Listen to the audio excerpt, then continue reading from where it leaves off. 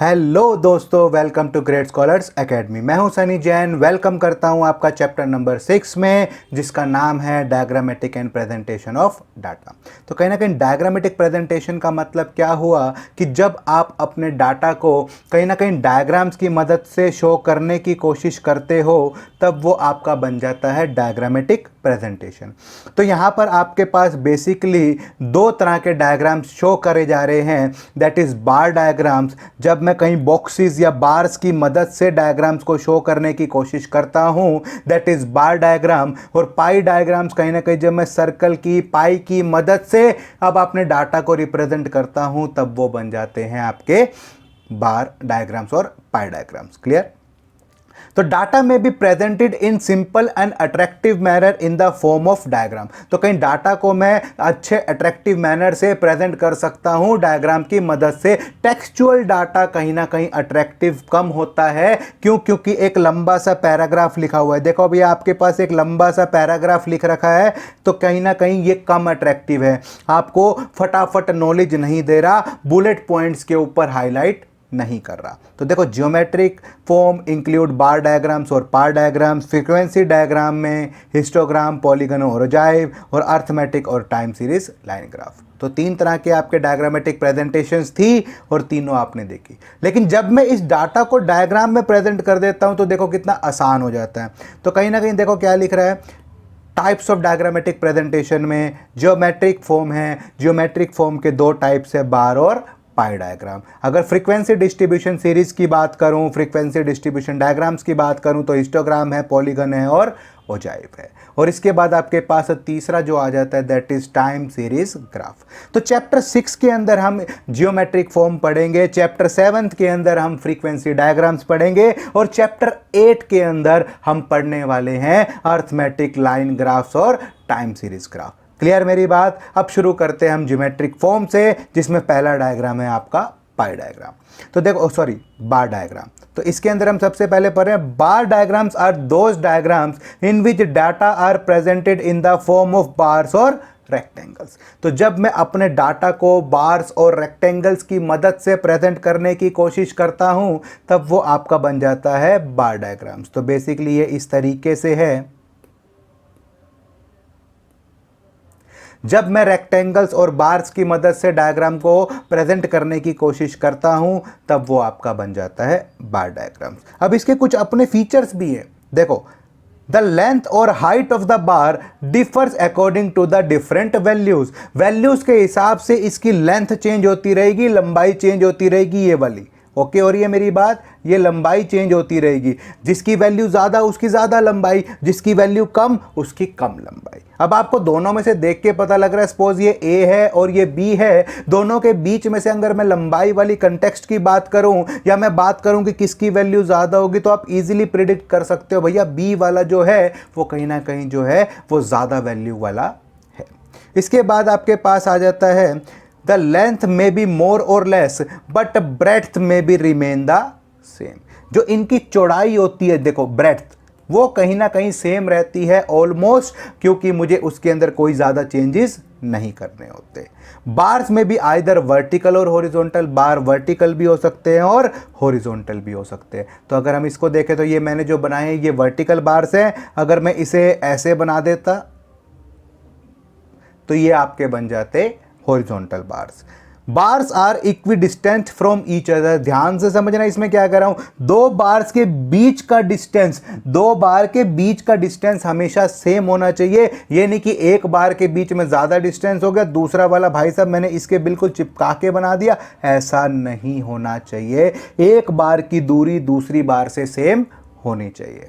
इसके बाद all bars are based on a common base line, या तो वो एक्स एक्सिस पर होने चाहिए या तो वो वाई एक्सिस पर होने चाहिए, तभी तो मैं मेजर कर पाऊंगा। इसके बाद आपके पास आ जाता है, unless data assume some specific ordering they should be presented to form in ascending or descending order। तो कहीं ना कहीं अगर कोई डाटा की डिमांड नहीं है कि भाई आपको ईयर के हिसाब से प्रेजेंट करना है, आपको लोकेशन के हिसाब से प्रेजेंट करना है, तो मैं हमेशा डाटा को किस हिसाब से प्रेजेंट करता हूं, या तो असेंडिंग ऑर्डर या फिर descending order. To make bars attractive they may be shaded with different colours. और कहीं ना कहीं मैं बार्स के अंदर अलग अलग कलर भर के भी बार्स को शो कर सकता हूं। तो बेसिकली इसके अंदर क्या क्या कहा इसने, देखो सबसे पहले हमारे पास आया, सबसे पहले इसने लिखा कि बार जो है वो कहीं ना कहीं एक दूसरे के लंबाई जो है बार की वो आपको शो करती है कि इसकी लेंथ कितनी है, इसकी वैल्यू कितनी है। उसके बाद इनकी जो चौड़ाई है वो यहाँ पर सेम होनी चाहिए। क्लियर मेरी बात, इनके बीच का जो ये डिस्टेंस है ये सेम होना चाहिए, दो बार्स के बीच का डिस्टेंस, वो ज़्यादा नज़दीक नहीं होना चाहिए। क्लियर। तो अगर आप एक डायग्राम्स के एक लाइन के ऊपर 10 से 12 बार्स बना रहे हो तो उसके बीच का डिस्टेंस सेम होना चाहिए, कहीं ना कहीं ये कॉमन बेस लाइन पर होना चाहिए। डन, यही सारी चीज़ें उसने फीचर्स में बताई। अब उसके बाद types of a bar diagram, फिर से सिंपल बार डायग्राम, जब मैं एक करेक्टरिस्टिक्स को, एक तरह के डाटा को शो करता हूं तब वो आपका बन जाता है सिंपल बार डायग्राम। तो simple bar diagrams are those diagrams which are based on single set of numerical data. जब एक डाटा को मैं रिप्रेजेंट करने की कोशिश करता हूं डायग्राम्स की मदद से, तब वो आपका बन जाता है सिंपल बार डायग्राम्स। तो देखो मैंने क्या लिखा, ईयर दे रखा है, बर्थ रेट दे रखी है, सिर्फ एक करेक्टरिस्टिक्स को मैं बार डायग्राम पर शो करने की कोशिश कर रहा हूं। तो देखो 1951 से 60, 61 से 70, 71 से 80, ये आपके पास ईयर्स दे रखे हैं, तो ये आपके पास ईयर्स हो गए। अब आपको ये समझ में आ रहा होगा इस डायग्राम को देखते हुए कि कहीं ना कहीं जो आपकी डेथ रेट है या बर्थ रेट है वो कहीं ना कहीं गिरती जा रही है। इस तरीके से इस डायग्राम को देखकर आप फट से समझ सकते हो। तो जो ज़्यादा बार दिखा रहा है वो कहीं ना कहीं ज़्यादा वैल्यू शो कर रहा है, और जैसे जैसे आपका बार आप जाते जा रहे हो वो कम शो करता जा रहा है। तो कहीं ना कहीं ये आपको दिखा रहा है कि जो बर्थ रेट है वो कम होती जा रही है। क्लियर मेरी बात, यहाँ तक कोई डाउट बच्चों? तो कुछ नहीं करना, आपको सिंपल करना है। 1951 से 60 आपने ईयर लिख लिया, उसके बाद आपने उसकी वैल्यूज़ को 45 को 40 और 45 के बीच में, 35, 35 और इसके बीच में, और कहीं ना कहीं ये आपके पास 30, तो ये आपका लाइन ये वाली आ गई। 28 थोड़ा सा नीचे, उसके बाद 24 और थोड़ा सा नीचे, और 20 वाला ये। ध्यान देने वाली बात जो इम्पोर्टेंट है, आप वाई एक्सिस और एक्स एक्सिस के ऊपर जो भी डाटा है आप उसे अच्छे से मेंशन करोगे। उसके बाद इम्पोर्टेंट चीज़, हमेशा बार का टोटल वैल्यू आपको उसके ऊपर लिखनी है। कहीं ना कहीं टीचर आपके इस चीज़ के नंबर काट लेता है, तो कहीं ना कहीं आपको ये चीज़ अच्छे से मेंशन करनी है। क्लियर। तो कहीं ना कहीं आप डायग्राम के अंदर जो चीज़ शो करने की कोशिश कर रहे हो वो हेडिंग बनेगा, और उसके बाद आपको बार्स को शो करना है। क्लियर मेरी बात। इसके बाद आपके पास आ जाता है हॉरिजॉन्टल बार डायग्राम। देखो हॉरिजॉन्टल बार डायग्राम में मैंने क्या कहा था, यहाँ पर मैंने डायग्राम को शुरू किया था एक्स एक्सिस से, और यहाँ पर मैंने शुरू किया इस डायग्राम को वाई एक्सिस से। बनाने में कोई भी तरीका अलग नहीं है, A B C D E F इस तरीके से बनाओ, और वैल्यूज़ को इस बार हम यहाँ शो कर देंगे, फ्रीक्वेंसीज को हम इस बार यहाँ शो कर देंगे। इससे ज़्यादा इसके अंदर कोई भी फ़र्क नहीं है। क्लियर मेरी बात। इसके बाद आपके पास आ जाता है मल्टीपल बार डायग्राम। अब आपको समझ में आ गया होगा, ऊपर हमने single set of character data देखा था, तो मल्टीपल के अंदर एक से ज़्यादा डाटा को एक ही बार डायग्राम पर शो करने की कोशिश करेंगे। अब कैसे करना है, अभी हमने सिर्फ बर्थ रेट को शो किया था, अब हम साथ साथ उसके साथ डेथ रेट को भी शो कर देंगे। तो डायग्राम में डेफिनेशन क्या बनेगी, multiple bar diagrams are those diagrams which show 2 और more set of data simultaneously. Simultaneously का मतलब एक ही बार में जब मैं अलग अलग डाटा को उस पर शो कर देता हूं तब वो आपका बन जाता है मल्टीपल बार डायग्राम्स। ओके। तो अब 1931 से 40 के बीच में बर्थ रेट है 46 और डेथ रेट है 36। तो कुछ नहीं करना, आप लोगों को यहाँ पर लिखना है 1931 से 40, पहले आपने बना दिया बर्थ रेट का और उसी के साथ आपने बना दिया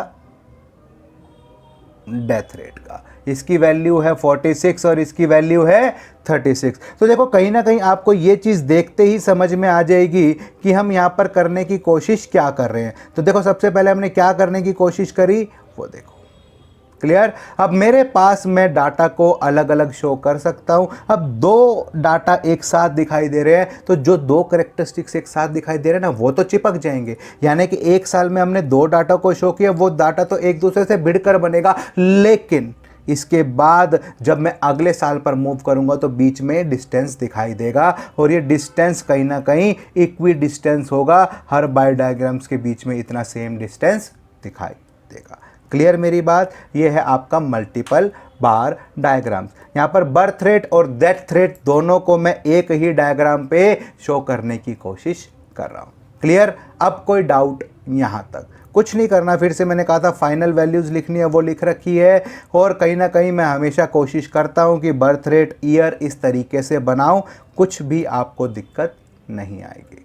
ओके, तो सिर्फ आपको कंसेप्ट समझना है, उसके बाद तो सारी चीज़ें बिल्कुल इजी हो जाती है। आपको कुछ नहीं करना, वो देखिए सिंपल इस तरीके से मैंने बनाया।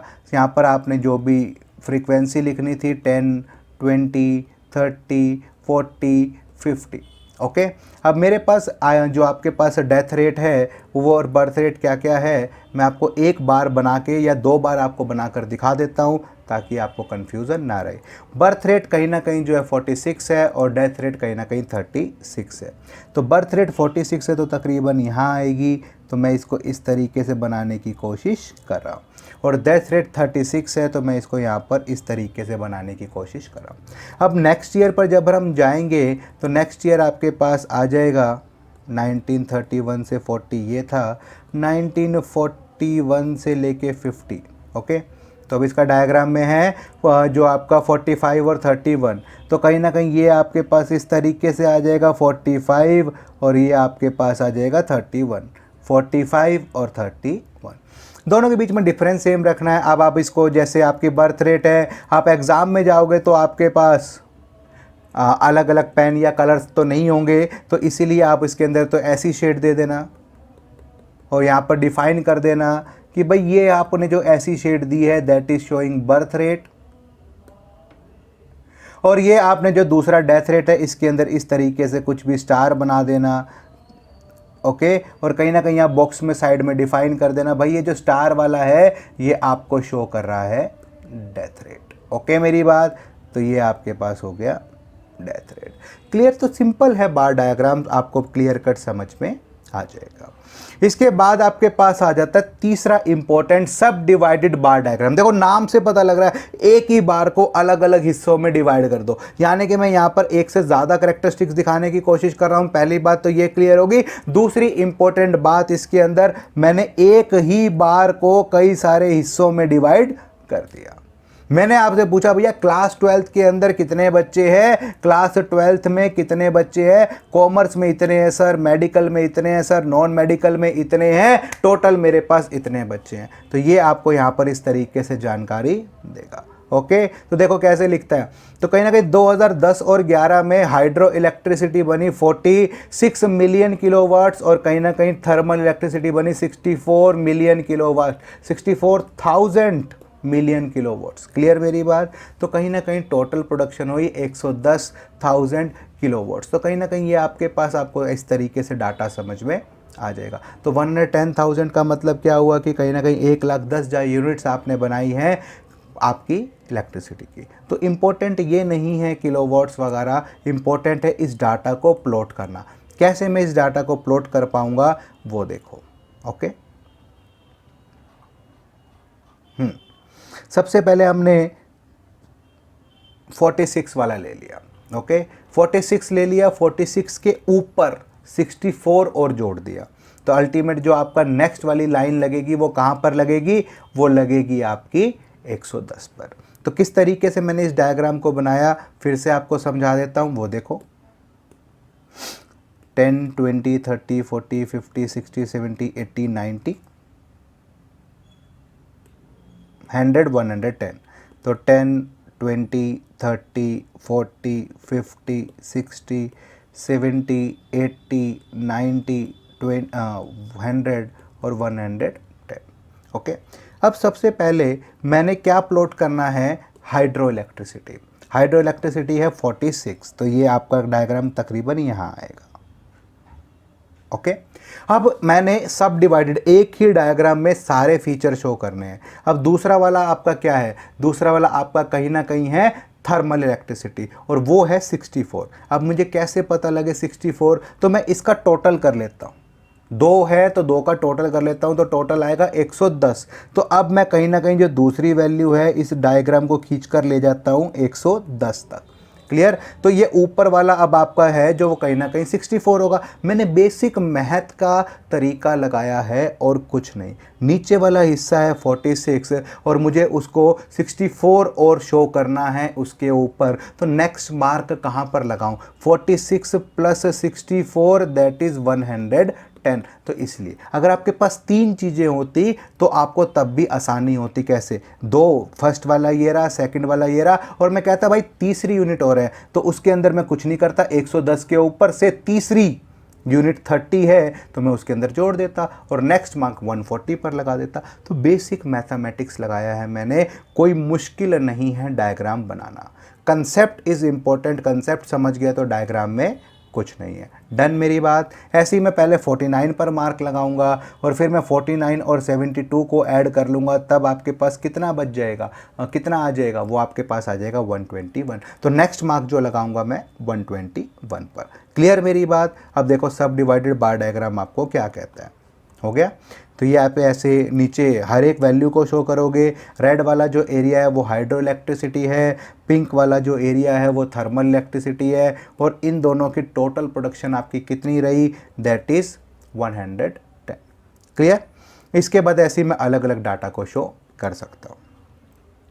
परसेंटेज बार डायग्राम्स, कहीं ना कहीं ये आपके सब डिवाइडेड बार डायग्राम्स का एडवांस वर्जन है। सब डिवाइडेड बार डायग्राम्स के डाटा को जब मैं परसेंटेज में शो कर देता हूँ, जब मैं परसेंटेज में शो कर देता हूँ, तब वो आपका बन जाता है क्या, परसेंटेज बार डायग्राम्स।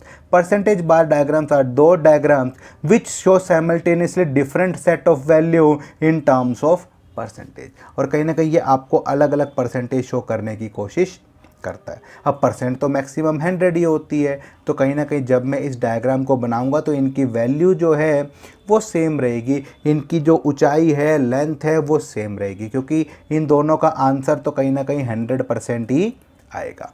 क्यों और कैसे, देखो कुछ नहीं करना, फिर से वही आपके पास 3 डाटा है, प्राइमरी, सेकेंडरी और टर्शरी, और ये है आपके पास टोटल वैल्यू। और अगर मुझे कहीं ना कहीं परसेंटेज निकालनी है तो मुझे जो आपकी वैल्यू है 8,22,415 डिवाइडेड बाय 49,37,006 टोटल से डिवाइड इनटू 100 करना पड़ेगा, और जैसे मैं इसको करूँगा तो आपके पास परसेंटेज आ जाएगी 16.66।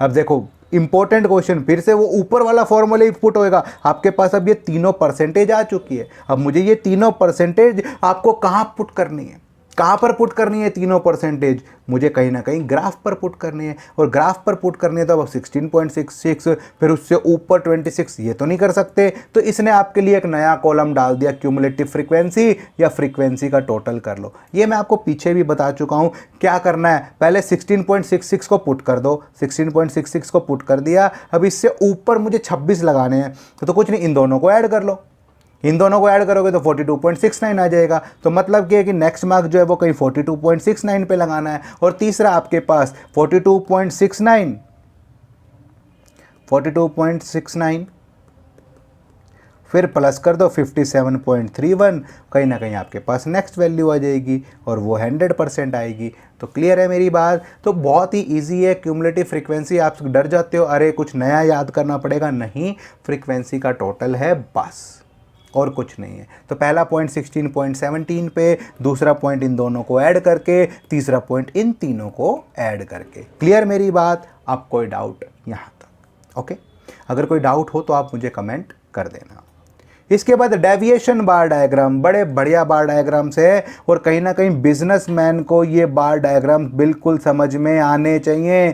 क्यों? क्योंकि डेविएशन बार डायग्राम सबसे ज़्यादा यूज होता है प्रॉफिट और लॉस को शो करने के लिए। ये वो बार डायग्राम्स हैं जो कहीं ना कहीं ग्राफ पे वाई एक्सिस से ऊपर भी दिखाई देते हैं और वाई एक्सिस से नीचे भी। ऊपर वाली चीज पॉजिटिव आंसर शो करती है और इस एक्सिस से नीचे अगर ग्राफ बना हुआ है इसका मतलब आपको लॉस हुआ है। तो अगर मैं ऊपर वाली डायग्राम्स बना रहा हूं तो प्रॉफिट और नीचे डायग्राम बना रहा हूं तो लॉस। तो जैसे ही आपके पास यहाँ पर हो गया सेविंग्स और डेफिसिट, तो 2009 में पॉजिटिव है, यहाँ पर नेगेटिव है, यहाँ पर नेगेटिव है और बाकी सारी चीज़ें पॉजिटिव है। तो जब मैं डेविएशन बार डायग्राम बनाने की कोशिश कर रहा हूँ तो जिनकी भी वैल्यूज़ ऊपर आएंगी इसका मतलब वो पॉजिटिव वैल्यू शो कर रहे हैं और जिनकी भी वैल्यू नेगेटिव आएगी वो आपकी नेगेटिव वैल्यूज़ हैं, यानी कि कहीं ना कहीं लॉस या नेगेटिव चीज़ें शो कर रहे हैं। क्लियर? इसके बाद आपके पास आ जाता है पाई डायग्राम। पाई डायग्राम बड़ा ही इजी और सिंपल सा डायग्राम है, इसके अंदर आपको कोई भी टेंशन लेने की ज़रूरत नहीं है। अब तक मैं बार्स में दिखा रहा था, अब मैं ग्राफ की मदद से, बार पाई की मदद से मैं इसको शो करने की कोशिश करूंगा। एक सर्कल की मदद से मैं अपने डाटा को रिप्रेजेंट करने की कोशिश करूंगा, दैट इज़ आपका pie diagrams. Pie diagram is a circle divided into various segments as percentage of their values. तो कहीं ना कहीं परसेंट के हिसाब से जब मैं सर्कल को अलग अलग हिस्सों में बांट देता हूं तब वो आपका बन जाता है पाई डायग्राम्स। ओके, तो सबसे पहला स्टेप कंस्ट्रक्शन बता रहा है absolute series are converted into percentage. सबसे पहले भैया आम सीरीज को परसेंटेज में कन्वर्ट कर लो। ये जैसे हमने ऊपर वाली सीरीज को परसेंटेज में कन्वर्ट किया, ये वाला काम पहले कर लो। कर लिया हमने परसेंटेज में कन्वर्ट, यहाँ तक ओके हो गया। इसके बाद क्या करना है वो देखो। To illustrate if an example of 45,000 20% first division में है, 15 आर सेकेंड और 10 आर थर्ड डिवीज़न। तो जब मैं परसेंटेज निकालूंगा तो जो भी फर्स्ट वाले डिवीज़न की परसेंटेज निकालनी है तो 20 बच्चे divided by total number of student into 100। उसके बाद दूसरे वाले की निकालनी है तो 15/45 इंटू 100 और थर्ड डिवीजन्स वालों की निकालनी है तो 10/45 इंटू 100। क्लियर है मेरी बात? अब आपके पास परसेंट्स आ चुकी होंगे, परसेंट आ चुकी है तो कुछ नहीं करना आपको। मुझे पता है कि एक सर्कल के अंदर 360 डिग्रीज होती है, तो मुझे कुछ नहीं करना, इस परसेंट को 360 से मल्टीप्लाई कर देना है। तो जैसे आपके पास आया 33%, तो कुछ नहीं करना, 33/100 इंटू 360 उससे मल्टीप्लाई कर दो। तो अब आपके पास आ जाएंगी डिग्रीज। ठीक है, अब डी यूज़ करेंगे और इस डिग्रीज को इसके अंदर पुट करते चले जाएंगे। अब आपको डी पुट करना है तो कैसे, वो देखो।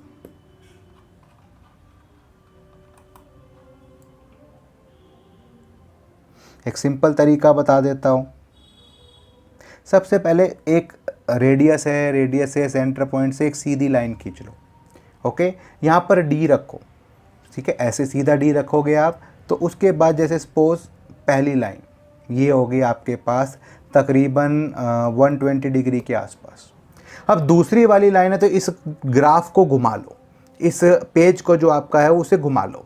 अब डी ये लाइन सीधी हो जाएगी, उसके बाद दूसरी लाइन को पुट कर दो। ओके, और ऐसे ही आप अगर आपको और लाइन डिवाइड करनी है तो बच जाएगा, वरना ये जो हिस्सा बच जाएगा वो रिमेनिंग जो तीसरा वाला बचा होगा वो आपको शो करेगा। क्लियर मेरी बात? तो ये बड़ा ही सिंपल सा चीज़ है, आपको समझ में आ जाएगा। और डायग्राम्स या बार जो आपके पाई डायग्राम्स है आप कहीं ना कहीं 10th क्लास में अच्छे से सीख चुके हो, इसलिए सिर्फ आपको थोड़ा सा आइडिया देने की ज़रूरत है। कुछ नहीं करना, स्टेप्स के अंदर पहले परसेंटेज में कन्वर्ट कर लो चीज़ों को और फिर 360 से मल्टीप्लाई कर दो, डिग्री है क्योंकि वो, और आपके पास डिग्रीज आ जाएंगी। क्लियर मेरी बात? यहाँ तक कोई डाउट? ओके,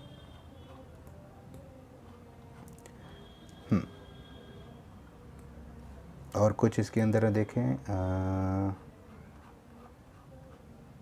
यहीं तक है बच्चों ये चैप्टर, और इसके अंदर कोई और ऐसी चीज़ नहीं बचती जो मुझे आपको करवाना था। अब देखो यहाँ पर कहीं ना कहीं नेट डोमेस्टिक इंडस्ट्रीज ओरिजिन दे रखा है, presentation of information, percentage share दे रखा है। तो इस भाई ने मेरे लिए आधा काम तो कर दे रखा है, कुछ नहीं करना। अब मुझे सिर्फ इन्हें 360 से मल्टीप्लाई करना है। तो 16.2 परसेंटेज है तो डिवाइडेड बाय 100 इंटू 360। अब जैसे मैं इसको ऐसे करूँगा तो मेरे पास ये सारी डिग्रीज आती चली जाएंगी, और जब मेरे पास डिक्रीज आ जाएंगी तो मैं कहीं ना कहीं उसे एक पाई डायग्राम में प्लॉट कर सकता हूँ। अब आप चाहो तो इन सबको अलग अलग डायग्राम्स या शेड दे सकते हो, से ऐसे ऐसे करके शेड दे दी, उसके बाद आप प्लस या स्टार बना दिया, उसके बाद आपने कहीं पर बॉक्स बना दिए। तो इस तरीके से आप इसके अंदर अपने एग्ज़ाम में शो कर सकते हो। क्लियर मेरी बात? यहाँ तक हमारा ये वाला चैप्टर कंप्लीट होता है। मिलते हैं दोस्तों नेक्स्ट चैप्टर में। कोई भी डाउट हो तो मेरे से पूछ लेना। Thank you.